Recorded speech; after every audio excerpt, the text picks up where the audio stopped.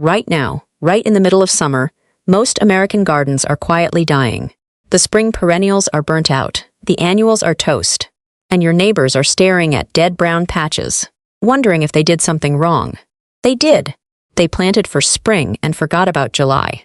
Here is what the best-looking yards in your neighborhood have in common. 13 specific perennials that don't just survive the summer heat, they peak during it. They bloom harder when the temperatures spike. They need less water when the sun gets brutal. And if you plant them this month, you will be the only yard on the block with color in August. I'm giving you all 13 today, with zone callouts throughout. Before we start, drop your state in the comments. Your summer hardness zone completely changes. Which of these will work for you? Here's what the spring-obsessed gardening calendar never tells you. Walk into almost any independent nursery right now, and you'll find perennials marked down 30 to 40%. Not because the plants are inferior, because foot traffic collapsed when the heat arrived, and staff needs bench space back. The quality is identical, the price is not. The second reason is positioning. Every gardener in your neighborhood planted in April. They got their spring show. What most people don't account for is that the gap between mid-July and first frost runs 10 to 14 weeks across most U.S. zones. That is a full second season, one almost nobody around you is designing for. And every perennial on this list is building root mass this month that makes it 2 to 3 times more productive next spring. You're not catching up, you're compounding. Plant 1, Rudbeckia. Black-eyed Susan. Most gardeners treat Rudbeckia as a spring to midsummer plant, something that peaks in June and quietly fades. That's the older single-stem varieties. Modern clumping selections, like Goldsturm and American Gold Rush, run on a completely different timeline. Planted in July, they come into full stride in late August and hold color through October. The heat doesn't suppress them. It's essentially their preferred operating window. Zones 3 through 9 as a perennial. Zones 3 and 4 expect 8 to 10 weeks of bloom from a July start. Zone 7 and warmer, 12 weeks minimum with solid drainage. Water deeply twice a week for the first 3 weeks. After that, once weekly unless drought conditions hit. Skip the fertilizer for in-ground plants. Heavy feeding pushes foliage over flowers in Rudbeckia specifically. Honest weakness. Small transplants produce weak first-season bloom. Buy quart-size containers at minimum. Root mass at planting determines your August return. Best for gardeners who want consistent late summer color without building a maintenance routine around it. Plant 2. Echinacea, coneflower. Here's the part that loses gardeners who are only thinking about this season. And that's the wrong call. Echinacea planted in July will not deliver a full bloom display before frost. What it does instead is spend 8 to 10 weeks building a root system that produces 3 to 5 times the flower count next summer, compared to a spring-started division. You're paying July's discounted price for next year's performance. Zones 3 through 9 as a perennial. Zones 3 and 4 plant by the second week of July. Zones 8 and 9, heat and humidity are the real challenge. Go with Magnus or hot papaya, both of which have documented heat tolerance. Water every other day for 2 weeks, then weekly. One balanced, slow-release fertilizer at planting and leave it alone after that. Leave spent flower heads standing through winter. They feed goldfinches and carry structure when everything else is flat. Honest weakness. Echinacea is slow. Anyone expecting a July planting to produce an August display will be disappointed. Set that expectation before you buy. Best for gardeners building a perennial garden with long-term intention. People who understand that one quiet first season creates compounding returns over years. Quick pause before plant 3. Drop your state in the comments. Not just your zone number, but your actual state. Zone 6 in Pennsylvania and Zone 6 in New Mexico are 2 completely different growing realities, and it changes which of these 13 will perform best for you. Plant 3. Agastock, hummingbird mint. If there's one plant on this list that's consistently underrepresented in the conversation, it's Agastock. It blooms from July through hard frost with no deadheading and no real intervention. It handles drought that would collapse most flowering perennials. The foliage carries a scent somewhere between anise and mint. And the upright flower spikes, 18 to 36 inches depending on variety, pull hummingbirds and sphinx moths in with a consistency that plants actually marketed toward hummingbirds rarely deliver. Zones 5 through 10 as a perennial. Zones 5 and 6 go with Blue Fortune or Black Adder, cold-hardened and well-documented in northern gardens. Zones 8 through 10, The Kudos series holds up in southern heat without issue. From a July planting, expect first flower spikes in 4 to 6 weeks. Water twice weekly through the first 3 weeks, then pull back sharply. Overwatering after establishment causes more damage than drought. This plant evolved in dry conditions. Honest weakness: clay soil is lethal to it. Poor drainage kills agastache before heat ever becomes a factor. Amend aggressively or plant raised. Best for dry climate gardeners, the Southwest, the Intermountain West, who want high output with minimal water commitment. Plant 4. Salvia salvia covers hundreds of species, so let's be precise about what to buy in July. For zones 3 through 8, Salvia nemorosa, meadow sage, is the call. Compact, cold hardy, with dense purple or blue spikes that native bees treat as a fixed foraging stop. For zones 7 through 11, Salvia guaranitica, anise-scented sage, is the better fit. Taller, heat-aggressive, with deep cobalt flowers that hummingbirds return to with genuine regularity. Both establish and bloom before frost from a July planting. Nemorosa in zones 3 through 5 needs to go in by late July to secure 6 to 8 weeks of color. Guaranitica in zones 9 through 11 will still be blooming in November. Full sun minimum, 6 hours, no negotiation. Water every other day the first 2 weeks, then weekly. Cut nemorosa's spent spikes to basal foliage after the first flush. It triggers a second bloom cycle the same season. Guaranitica doesn't need it. Honest weakness: Salvia nemorosa goes fully dormant in winter and looks dead. New gardeners pull it in October thinking they've lost it. Leave it alone. It comes back. Best for anyone actively trying to support ground-nesting bee populations. Gardeners who want their plantings to do ecological work alongside the visual interest. The first 4 were workhorses: wide zone ranges, straightforward care, reliable return. This group operates differently. These 5 bring a sensory dimension that most mid-July gardens have completely lost. Scent from the foliage, specific insects you can actually name, movement in the stems that no photograph captures. That's the difference. Plant 5 is Crocosmia. Most people who know Crocosmia think of it as something other gardeners grow, a specialty plant that needs expertise or a particular climate. It doesn't. It spreads underground via corms and doubles in mass each year without assistance. Plant it now, and that aggressive nature works entirely in your favor. Zones 5 through 9 as a perennial. Zone 5, plant now and mulch the crown heavily before the ground freezes. Zones 8 and 9, it naturalizes without winter protection and persists indefinitely in the right spot.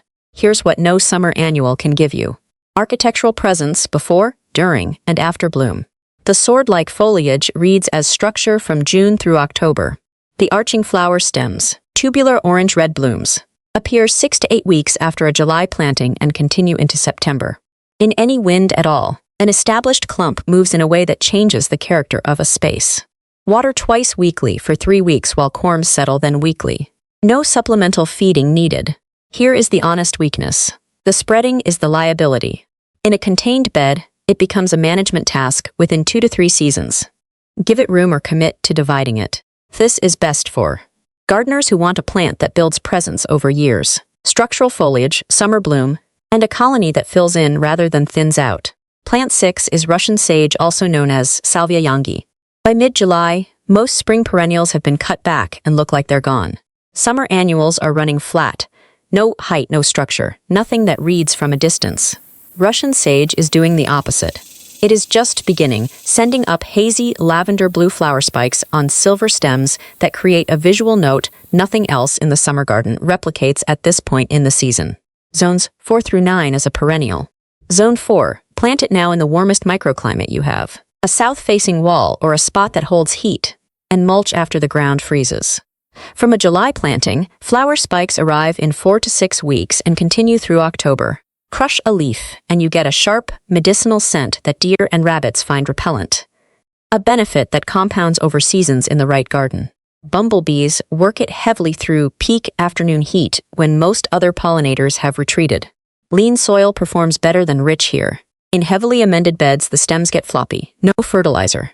Cut to 6 inches above the crown in early spring, not fall. The stem bases need to stay intact through winter. Here is the honest weakness. Cutting it back in fall kills it more reliably than drought or cold.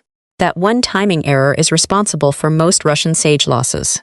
This is best for anyone in deer country who wants heat-proof structure and color from midsummer through fall without spending the season defending it. If this is the kind of content that actually shifts how you plan your garden, specific plants, real zone callouts, the failure modes nobody admits to, subscribing is worth doing. This is what I cover consistently. Not highlights. The whole picture, including what goes wrong. Plant 7 is Liatris, blazing singstar. Almost every flowering plant blooms upward from the base of its spike. Liatris blooms downward.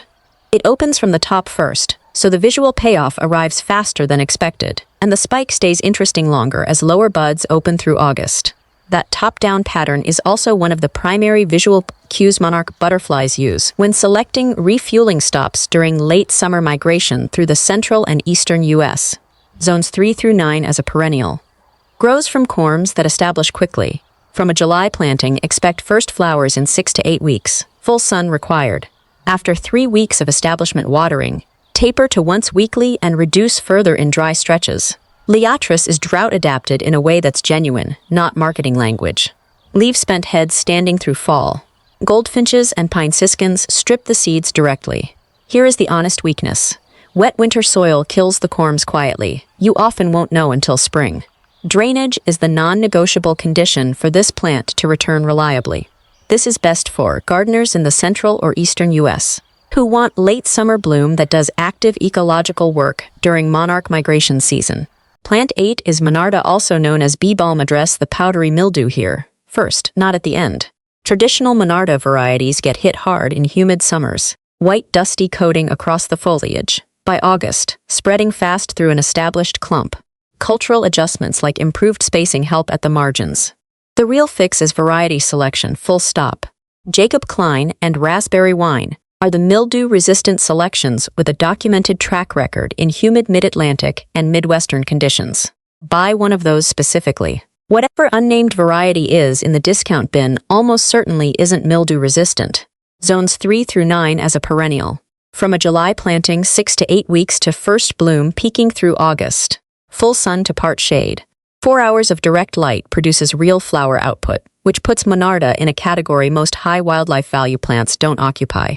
Crushed foliage carries a strong oregano-like scent. The flowers draw bumblebees during peak heat hours when most pollinators have slowed, and ruby-throated hummingbirds visit them consistently. Here is the honest weakness. The center of an established clump dies out over time. Dividing every 3 years is required maintenance, not optional. This is best for part-shade gardeners who want consistent pollinator activity in a spot that eliminates most other high-performing options. Plant 9 is Coreopsis, also known as tickseed. The problem this plant solves is visual, and most gardeners don't name it clearly until they're standing in front of it. A garden full of bold, broad-faced flowers gets heavy by mid-July. Everything competing at the same register. Coreopsis verticillata, the threadleaf varieties, bring fine-textured foliage and small daisy-form flowers in yellow and soft gold that create breathing room in a planting. Zagreb and Moonbeam are the specific selections worth finding. Place either next to something broad-leaved and the whole composition clarifies. Zones 3 through 9 as a perennial. From a July planting, bloom arrives in 4 to 5 weeks and runs through first frost, full sun. Taper watering after 3 weeks of establishment and reduce further in dry stretches. Drought tolerance in the threadleaf types is real. If flowering slows in midsummer, shear the whole plant back by a third. Recovery is fast. Here is the honest weakness. Threadleaf Coreopsis thins and loses vigor within 2 seasons in heavy clay. Drainage is the condition it actually needs. This is best for gardeners building mixed perennial beds who need fine-textured, heat-proof contrast to anchor a composition without fighting the bolder plants for visual dominance. The last 4 look like almost nothing right now. Small, unremarkable, easy to walk past. That's intentional. They're storing energy underground this month so that in August and September, when most of your yard is winding down, these 4 are hitting their actual peak. Plant number 10 is Helenium, also known as sneezeweed. Helenium peaks from August through October. If you plant it now, you catch the full first season show at the exact window when everything else is losing momentum. It grows in zones 3 through 8 as a perennial. The flowers have a structure worth recognizing. Petals reflexed back from a dark raised cone. They come in copper, orange, burgundy, and yellow, which reads warmer than anything else blooming in late summer. Expect your first flowers 8 to 10 weeks from planting. Now this one has a genuine moisture requirement. During its August bloom, check the soil every 2 to 3 days and water before the plant wilts, not after. That cadence is different from everything else on this list. And it is worth knowing before you plant. Here is its honest weakness. In dry, lean conditions, the stems will collapse. Stake it early if your moisture is inconsistent. Best for gardeners who want true October color and will meet the watering requirement to earn it. Plant number 11 is Phlox paniculata, also known as garden phlox. The timing payoff? A July planting produces some late summer bloom in year 1 and a full display in year 2, from late July through September. If you are thinking only about this season, skip it. But if you are planting forward, it goes in now. It thrives in zones 3 through 8 as a perennial, giving you 8 to 10 weeks of root development before frost from a July start. This is one of the few strongly fragrant perennials that actually blooms in the summer heat. The large, rounded clusters carry a sweet scent that moves through a space, and swallowtail butterflies are consistent visitors. Regarding powdery mildew, it's the same conversation as Monarda. Variety selection is the fix, not cultural adjustments. Buy the variety named David, specifically. It holds the longest mildew resistance track record in wide distribution. Its honest weakness. Year 1 is quiet. Anyone expecting an immediate return should choose elsewhere. Best for gardeners planning toward next summer. This is for someone building a second season display, rather than filling a current gap. Plant number 12 is Rudbeckia triloba, or the three-lobed coneflower. The timing payoff. This species peaks in August and September specifically, not June or July. It holds color in the garden, precisely when the rest of this list is consolidating toward fall. It grows in zones 3 through 8. It's technically a short-lived perennial, but it self-sows prolifically enough that the distinction barely matters. Plant one this July, and within 2 seasons, you are managing a self-sustaining colony. The flowers are smaller than most Rudbeckias, dozens to hundreds per plant, which creates a different visual register than bold single blooms. That scale works beautifully in naturalistic plantings, or at the back of a mixed bed. There is no deadheading needed. Leaving the spent heads is exactly how next year's colony starts. The honest weakness. Self-seeding outside your target area becomes a spring task. Pull the seedlings where you don't want them, before they establish. Best for anyone who wants a late-season patch that grows larger and more productive each year, without additional investment. Plant 13. Sedum Autumn Joy. Plant number 13 is Sedum Autumn Joy. The timing payoff. Plant this in July, and watch the full color progression happen this season. Flat flower heads emerge green in summer, shift to dusty pink in August, deepen to copper red by September, and hold as a dried, rust-brown structure through winter. No other plant on this list changes this visibly across a single season. It is a perennial for zones 3 through 9. The pink phase arrives 8 to 10 weeks after a July planting. It is highly drought-tolerant, more so than anything else covered in this series. The open flower heads during the pink and copper phases draw late-season bees and butterflies in numbers that surprise most gardeners, who often assume sedum is purely structural. Its honest weakness. Part shade or over-amended soil will cause it to flop over. Full sun and average to lean soil will keep it upright without staking. Best for anyone who wants a plant that earns its space in every season, providing structure and interest well past the first frost. 5 of the 13 plants we have covered translate reliably into containers. These are Sedum Autumn Joy, Coreopsis verticillata, Augusta salvia nemorosa, and Rudbeckia. Each works for a specific reason. Sedum's drought tolerance handles the irregular watering that container life imposes. Coreopsis verticillata has a root system that establishes cleanly in a limited volume, without fighting the space. Augusta actually prefers the sharper drainage a container provides over clay-heavy beds. Salvia nemorosa stays compact enough that root restriction doesn't affect its performance within a season.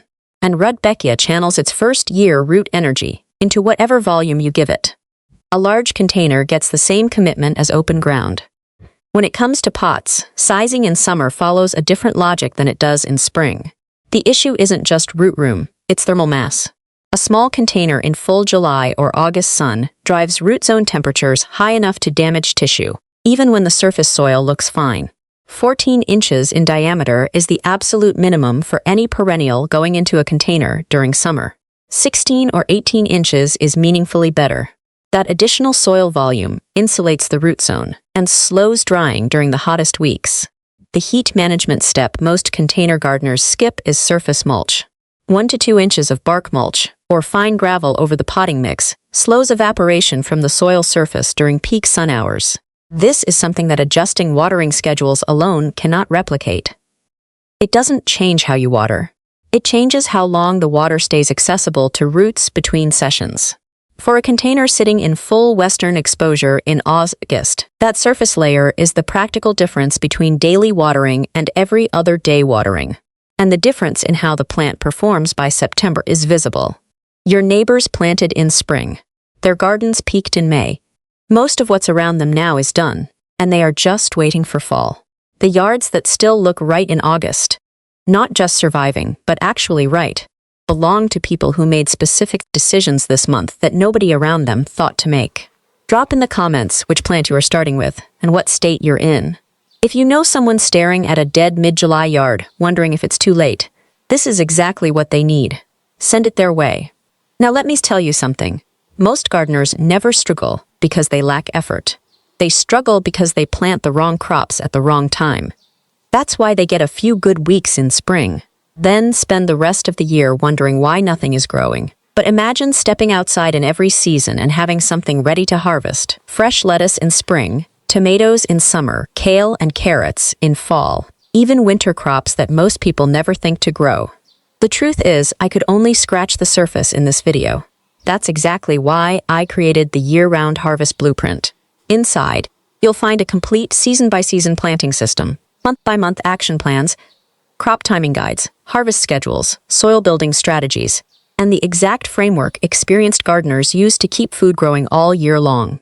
Instead of guessing what to plant next month, you'll know exactly what comes next. If you've ever wished you had a simple roadmap sitting beside you every season, this book was made for you. Grab your copy using the link below before the next planting season sneaks up on you.